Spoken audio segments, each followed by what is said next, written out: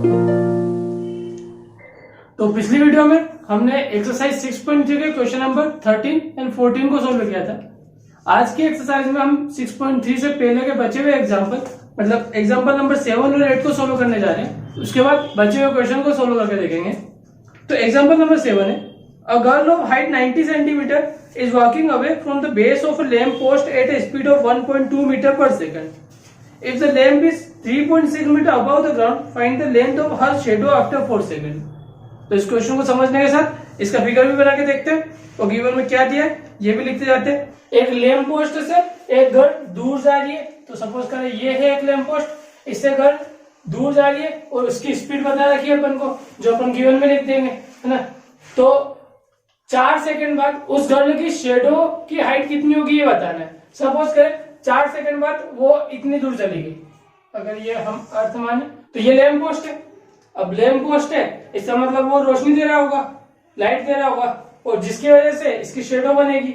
अब इसकी शेडो किसे बनेगी गर्ल की, ये लैम्प पोस्ट हर तरफ लाइट दे रहा होगा, तो बहुत सारी लाइट ऊपर की साइड में और ऐसे ही लाइट इस डायरेक्शन में भी दे रहा होगा। तो कुछ लाइट ऐसी होगी जो इससे टकरा रही होगी, मतलब यहां से अंदर की सारी लाइट इससे टकरा रही होगी, इस कारण से इसकी शेडो बनेगी यहाँ पे, क्योंकि यहाँ पे लाइट नहीं पहुंच पाएगी तो इसकी शेडो बनेगी। शेडो का फॉर्मेशन भी ऐसे ही होता है, लाइट के रास्ते में कुछ आ जाता है तो उसके पीछे उसकी शेडो बन जाती है। मतलब इस हिसाब से आप देख सकते हो यहाँ पे शेडो बन जाएगी।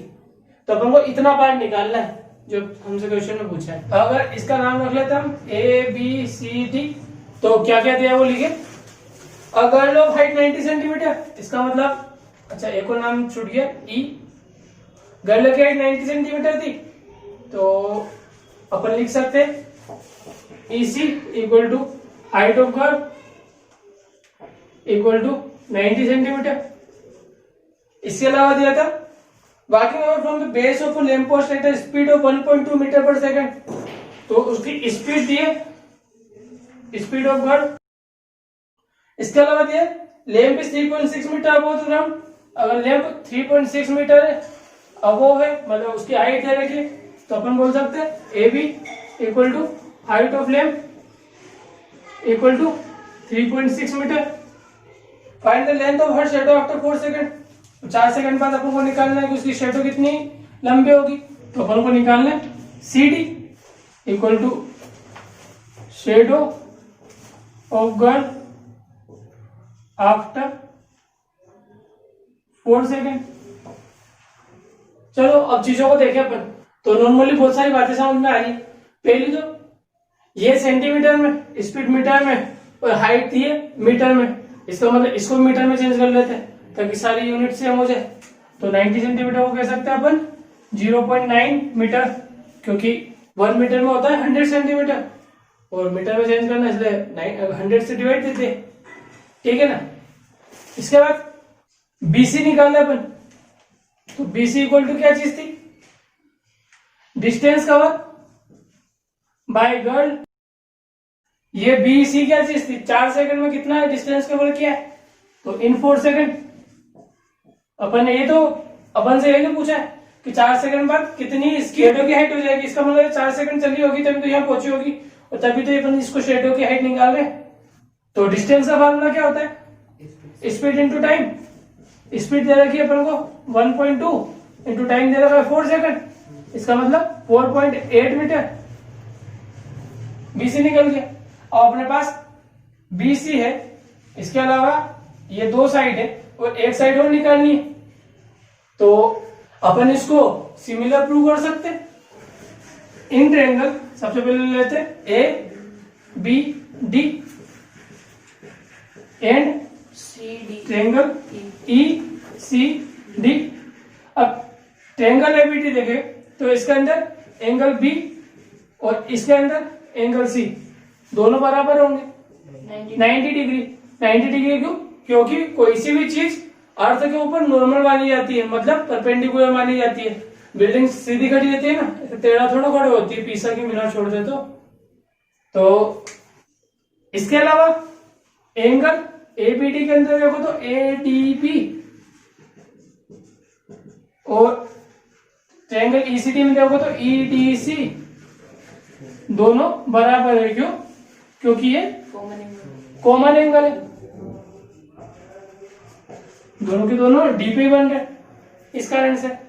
अब किसी दो ट्रायंगल में जब दो एंगल इक्वल होते हैं तो वो दोनों ट्रायंगल सिमिलर कहलाते हैं। कौन सी सिमिलरिटी से? डबल ए सिमिलरिटी से। तो by double A similarity triangle ABD is similar to triangle, नाम ढंग से लिखेंगे ABD, है ना।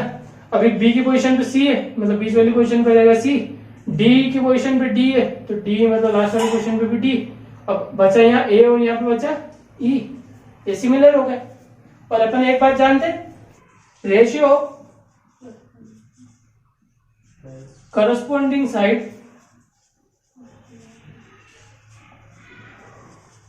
Of similar triangle are in proportion, ये आर इक्वल, है ना। तो इसका आंसर अपन कह सकते हैं कि इसकी कोई साइड और इसकी करस्पॉन्डिंग साइड का रेशियो लो, वो बराबर होगा इसकी कोई अदर साइड और उसी की करस्पॉन्डिंग इस साइड के। तो इसकी कोई साइड ले लूं, अब इसकी कौन सी साइड लूं हमें? जो ABD है, ABD, तो इसकी ऐसी साइड लूं मैं जो अपन को या तो दे रखी हो या निकालनी हो। तो अपन को तो निकालना केवल CD है ना। तो अपन एक तो ले लेते AB जो कि दे रखी है, अभी AB के करस्पॉन्डिंग में आ रहा है EC, तो अपन में जाएगा EC, मतलब ये वाली साइड। अभी हमको CD निकालना था तो अगर मैं BD लूं जो कि इस वाले ट्रायंगल की हो जाएगी, देखो BC तो ले नहीं सकते क्योंकि वो ट्रायंगल के अंदर इतना सा ट्रायंगल तो नहीं है ये, तो डिवीजन बन रहा है तो पूरा ट्रायंगल की लेनी पड़ेगी। तो BD लिए इधर, अब इसके करस्पॉन्डिंग में देखो तो CD आ रहा है, तो अपन को निकालना भी CD था, है ना। तो AB इसको लिख सकता हूं मैं, AB निकाला 3.6 मीटर दिया अपन को, EC ये भी दिया अपन को 0.9, BD को बोल सकते हैं अपन एक तो BC प्लस CD, और CD तो अपन को निकालना है, ठीक है। तो यहाँ पॉइंट के बाद एक डिजिट है, यहाँ भी पॉइंट के बाद एक डिजिट है, इसलिए पॉइंट से पॉइंट अपन हटा सकते हैं। अभी इसको डिवाइड करके देखे तो 9 बन जाए 9 और 9 4 जा 36 होता है ना। अब क्रॉस मल्टीप्लाई कर ले तो CD यहाँ मल्टीप्लाई में हो जाएगा तो 4CD, ठीक है। यहाँ तो डिवाइड में 1 है, इसका कोई फर्क नहीं पड़ता। BC की वैल्यू क्या थी? BC की वैल्यू थी 4.8 प्लस CD निकालना है, CD निकालना है, दोनों वेरिएबल को एक साइड में भेज दे तो 4CD प्लस का CD साइड में माइनस का CD इक्वल टू 4.8, 4CD और माइनस CD हो जाएगा 3CD इक्वल टू 4.8 और 3 को डिवाइड में भेज दे इधर तो CD इक्वल टू हो जाएगा 4.8 अपॉन 3, तो 1.6। अब इसको डिवाइड करें तो आंसर आएगा 1.6, तो CD इक्वल टू हो गया 1.6 मीटर। तो लास्ट लाइन लिखेंगे, length of shadow of girl after 4 second is 1.6 metre. तो नेक्स्ट क्वेश्चन हम करें क्वेश्चन नंबर 15 जो कि एग्जांपल जैसा ही है। A vertical pole of length 6 metre, इसको फिगर भी बनाते रहते हैं। एक वर्टिकल पोल दिया हमको जिसकी length 6 metre, cast shadow 4 metre long on the ground, वो ग्राउंड पे 4 मीटर लंबी शेडो कास्ट कर रहा है, मतलब 4 मीटर लंबी शेडो बना रहा है।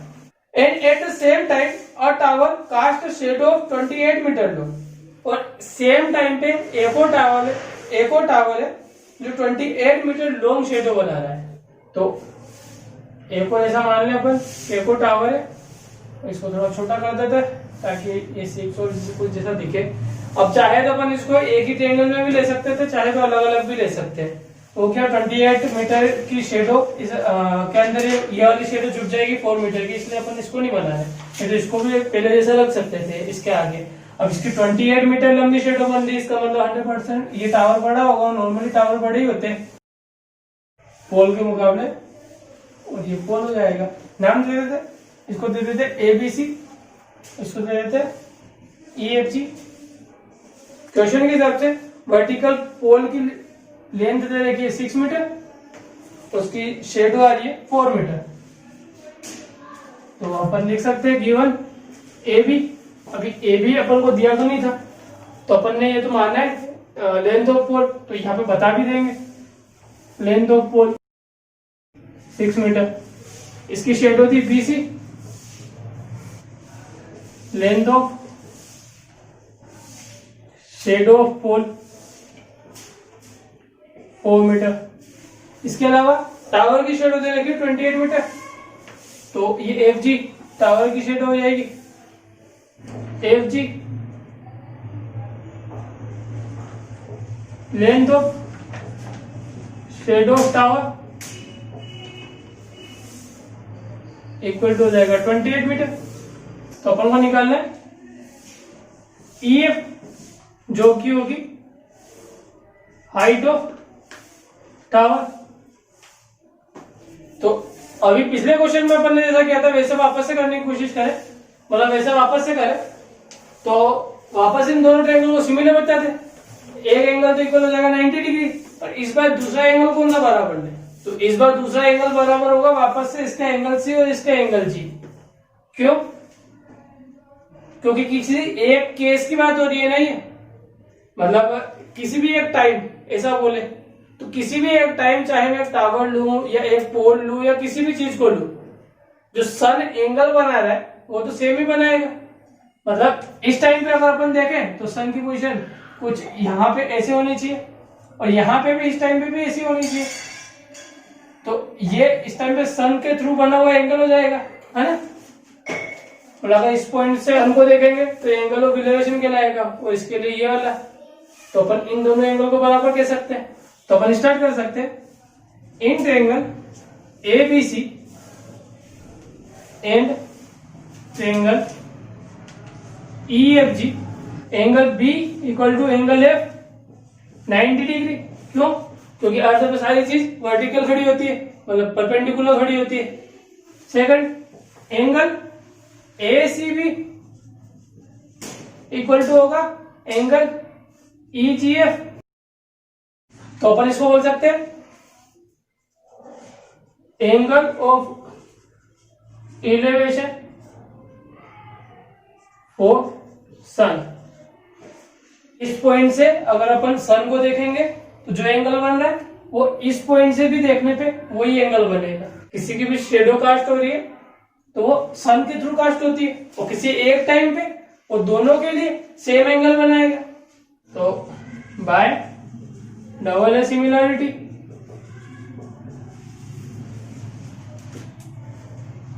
Triangle ABC is similar to triangle B के बराबर F है, तो मिडिल में F, C के बराबर G है, लास्ट में G, अब बचा E, ये हो जाएंगे सिमिलर।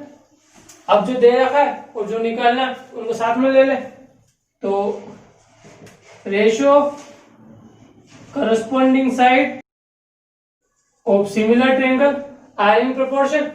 इसका आंसर कह सकते हैं अपन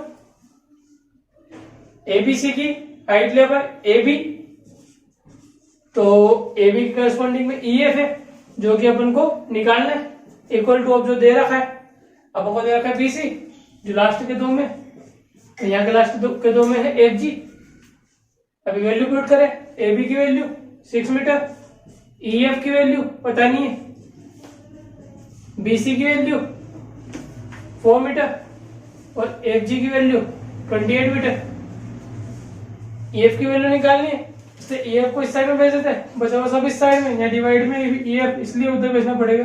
तो यहाँ आ जाएगा 6, 4 से काटे 28 को, 4 1 जा 4, 4 7 जा 28, 7 डिवाइड में इस साइड में जाएगा तो मल्टीप्लाई में, और EF इस साइड में हो जाएगा, तो 6 से 1 जा होता है 42, तो EF इक्वल टू हो जाएगा 42 मीटर, जो कि हो जाएगी हाइट ऑफ टावर। अब एग्जांपल नंबर 8 को स्टार्ट करते हैं। तो एग्जांपल नंबर 8 है इन फिगर, तो फिगर दे रखा है यहाँ पे अपन को, CM and RM are respectively the median of triangle ABC and triangle PQR। अब रेस्पेक्टिवली दिया, इसका मतलब CM ABC का मीडियन है और RM PQR का मीडियन है। इसके बाद बताया मैं if triangle ABC is similar to triangle PQR, तो इस बात को नोट भी कर लेते हैं, गिवन में हो जाएगा triangle ABC is similar to triangle PQR। इसके अलावा अपन को दिया है CM is median of triangle ABC और इसके अलावा R is median of triangle P Q R. तो सबसे पहले हमसे पूछे triangle A M C is similar to triangle P N R. अब ए एम सी और पी एन आर इसको हमको सिमिलर बताना है। तो ये टू फाइंड नहीं मतलब टू प्रूव हो जाएगा। हमसे बोला प्रूव दे, तो प्रूव करके बताना। अब देखो ए एम सी इस वाले में और पी एन आर इस वाले में क्या क्या सिमिलर आ रहा है, तो ये आराम से सिमिलर बता पाएंगे। कैसे? अपन को ये दोनों ट्रायंगल सिमिलर बताए थे, इसका मतलब एंगल ए और एंगल पी ये दोनों के दोनों एंगल बराबर हो जाएंगे, है ना। और इसके अलावा ए सी और इधर पी आर का रेशियो लूं मैं ए पी और पी क्यू से, तो वो भी बराबर हो जाएगा। तो लिख सकता हूं मैं triangle ABC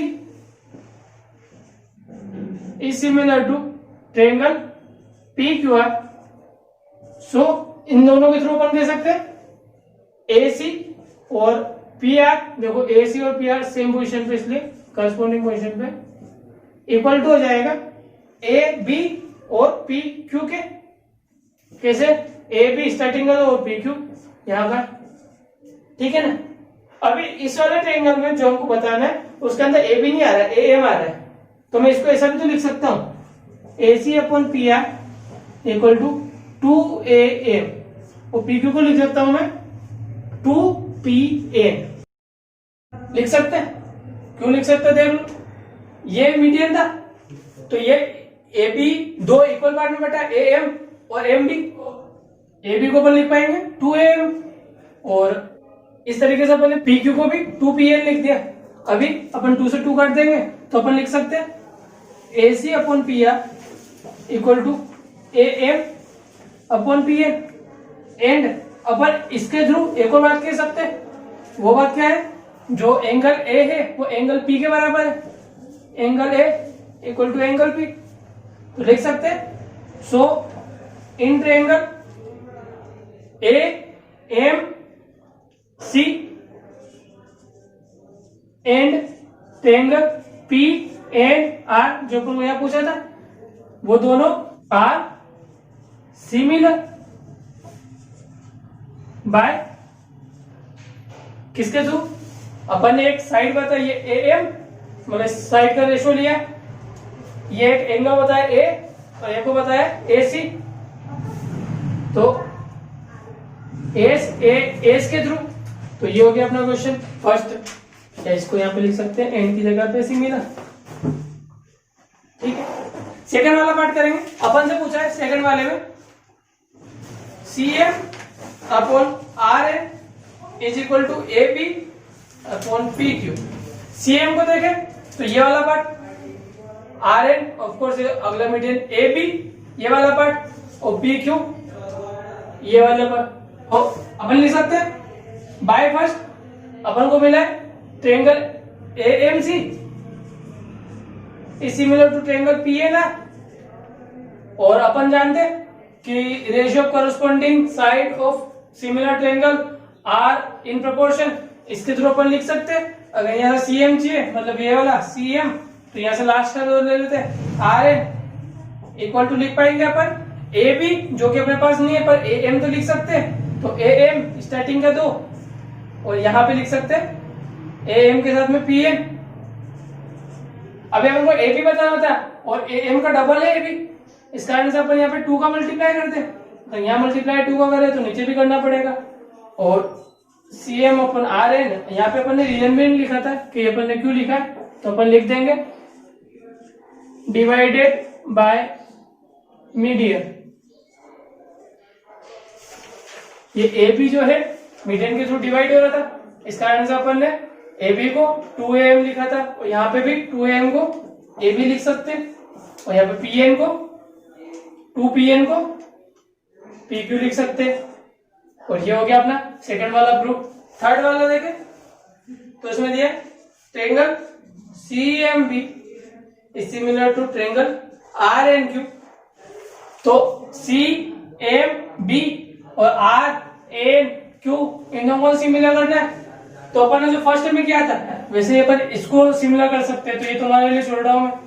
similar like first. अब बता भी रहा हूं कैसे। एबीसी और पीक्यूआर सिमिलर थी अपन को, तो अपन एसी अपन पीआर को एबी अपन पीक्यू लिख सकते हैं। अभी एबी अपन पीक्यू का चेंज करेंगे इस ट्रायंगल के हिसाब से, सीएमबी के हिसाब से अपन को एमबी की जरूरत है। तो जो एबी है मतलब ये वाली साइड, इसको अपन 2MB लिख सकते हैं।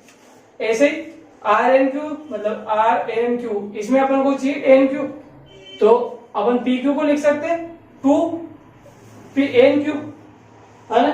फिर 2 से 2 कट जाएगा, मतलब ये दो साइड का रेशियो मिल जाएगा अपन को। एक तो एसी, अच्छा इसमें एसी की जगह आ जाएगा बीसी, है ना। और यहाँ पे पीआर की जगह आ जाएगा, जो अपन ये पीआर लिखा था उसकी जगह आ जाएगा क्यूआर। तो यहाँ पे एक तो ये वाली साइड का इससे हो गया और इस वाली साइड का इससे हो गया, और ये दोनों एंगल सिमिलर हो गए, है ना। और इस कारण से ये वाला भी सिमिलर हो जाएगा। तो एक्सरसाइज का लास्ट क्वेश्चन है एक्सरसाइज 6.3 का question number 16। If AD and PM are median of triangle ABC and PQR, तो एबीसी का मीडियन हो गया एडी और पीक्यूआर का हो गया PM respectively, where triangle ABC similar to triangle PQR. तो गिवन में मिल जाएगा triangle ABC is similar to triangle PQR, जहां पे AD and PM are median, ये चीज गिवन है। Prove that AB upon PQ, जो अपन यहां लिखते हैं, equal to AD upon PM के triangle ABC is similar to triangle PQR. तो अपन इसमें से कुछ चीजों को इक्वल बता सकते हैं और कुछ रेशियो को इक्वल बता सकते हैं। तो यहाँ पे अपन एबी और पीक्यू के कारण से ट्रायंगल ए बी डी और पी क्यू एम को सिमिलर बताते हैं, और इसके लिए अपन को चाहिए एक साइड ए बी यहां से, सो ए बी के करस्पॉन्डिंग में आ रही पी क्यू इक्वल टू यहां पे बता सकते बी सी, और बी सी करस्पॉन्डिंग में आ रही क्यू आर। अब बी सी को अपन लिख सकते हैं 2BD और क्यू आर को लिख सकते हैं अपन 2Q है। क्यों? क्योंकि ये मीडियन है, तो इसमें दो बराबर पार्ट में काटा है, तो इसका डबल करोगे तो BC आना चाहिए। तो लिख सकते हैं यहाँ पे डिवाइडेड बाय मीडियन, तो अपन लिख सकते हैं AP upon PQ equal to BD upon QA। इसके अलावा अपन एक और चीज बराबर लिख सकते हैं, जो ये दो साइड लिए AB और यहाँ पे BD, इन दोनों के बीच का एंगल B और यहाँ का एंगल Q, अपन लिख सकते हैं इन ट्रायंगल ये आ रहे हैं AB और BD, ABD में ABD and PQM by A similarity, triangle ABD is similar to triangle PQM को ढंग से लिखेंगे। यहाँ पे B की पोजीशन पे Q आ जाएगा, मतलब बीच में B की पोजीशन पे Q है तो A की पोजीशन पे P आ जाएगा और D की पोजीशन पे M। और अपन जानते and we know ratio corresponding side of similar triangle are in proportion. इस कारण से अगर अपन को चाहिए ए बी इस वाले ट्रायंगल से, तो इससे करस्पॉन्डिंग में है P Q equal to A D, मतलब साइड के दो, तो यहाँ साइड के दो है पी एम। और देख लो पूरा एग्जैक्ट प्रूव कर दिया अपन ने। क्वेश्चन हो गया, कुछ कंफ्यूजन पूछ सकते हैं।